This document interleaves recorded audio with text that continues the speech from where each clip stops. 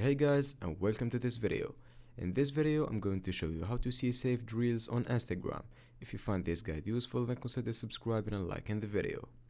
So, over time you may have been saving reels and now you're wondering where can you go and find them.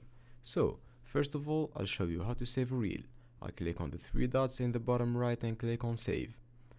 So, to go and find it, you just need to head to your Instagram profile page and click onto the three lines at the top right hand corner.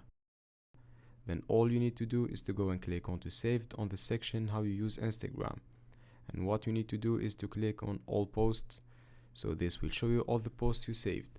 But at the top right you can click on the reels icon and that will filter just your saved reels. So that's it. That is how to see saved reels on Instagram. I really hope you found this video useful. If you could give us a like and subscribe, we would really appreciate it. Catch you guys in the next one.